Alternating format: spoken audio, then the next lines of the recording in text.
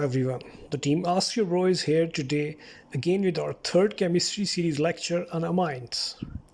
In today's lecture, we are going to study the historical perspective, introduction, functional group, mainly the electronic configuration, and lastly the nomenclature via common system and IUPAC system.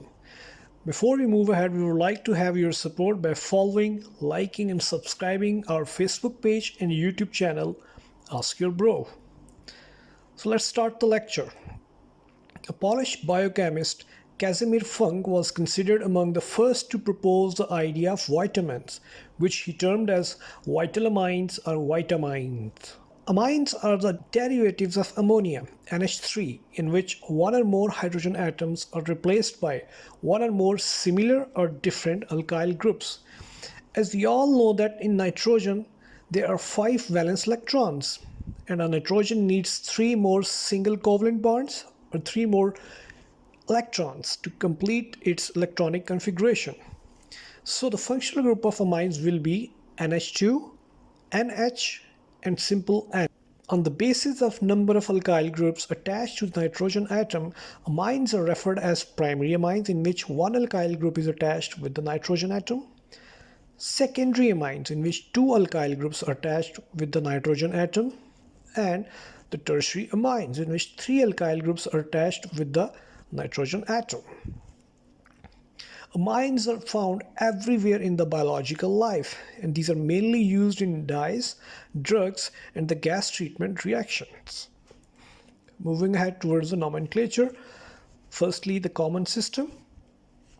Primary amines are named by firstly naming the alkyl group followed by the word amine. Let's have an example.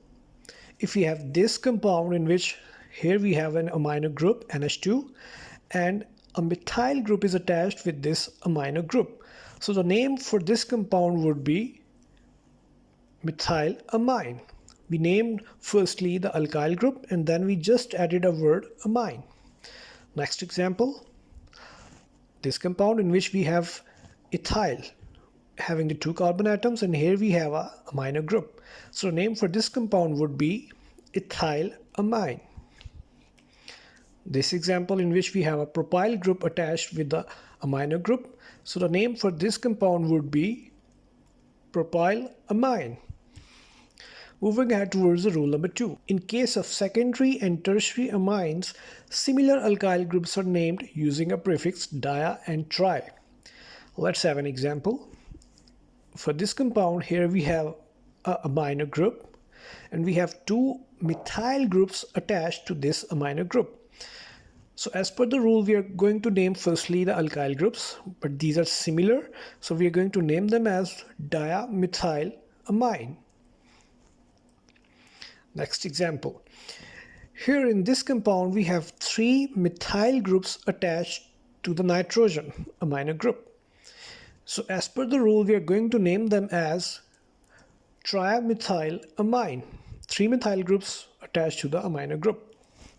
Then this example. Here we have 2 ethyl groups, 2 similar alkyl groups attached to the amino group NH. So we are going to name them as diethylamine. Then for different alkyl groups attached to the nitrogen atom, alphabetical order is followed for naming the alkyl groups. For example, if we have this compound in which we have a methyl group and ethyl group attached to the amino group. So these are 2 different alkyl groups. Now the naming would be like, since E ethyl comes earlier than M methyl, so we are going to name it as ethyl methylamine. Next example. In this example, we have a methyl group attached to the amino group, and these corners represent carbon atoms. So these 3 corners represent propyl group. Since M-methyl comes earlier than P-propyl, the name for this compound would be methylpropylamine. So this is it about the common system. Now we are moving ahead towards the IUPAC system. In this system, amine group is considered as a constituent in an alkane chain and numbered as to be linked at lowest carbon atom from either side. For example, if you have this compound, first of all we are going to number the given carbon chain.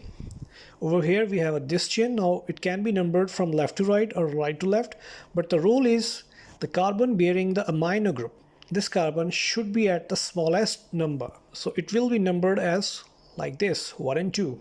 So the name would be 1-amino ethane.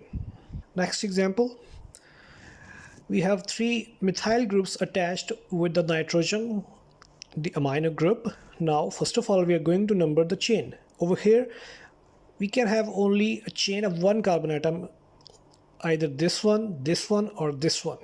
So let's take this carbon atom.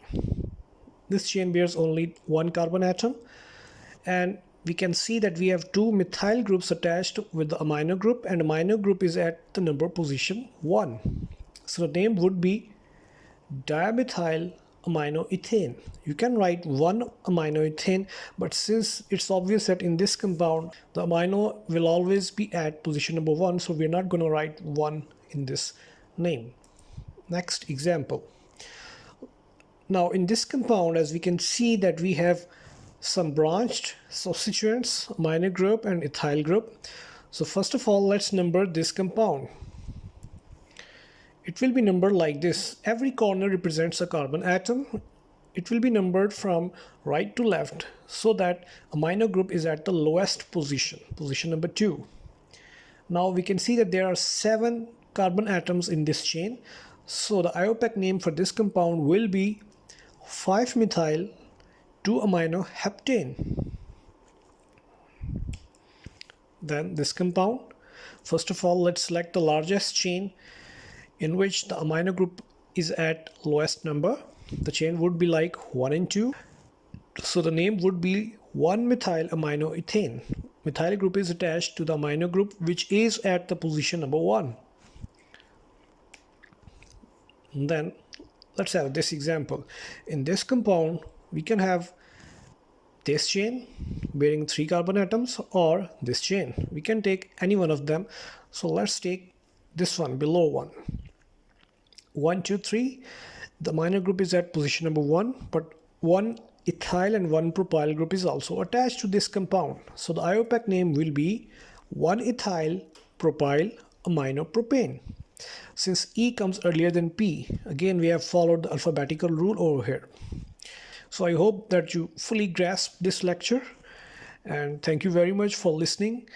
And once again, we would like to have your support by following, liking and subscribing us on Facebook and YouTube. Thank you very much.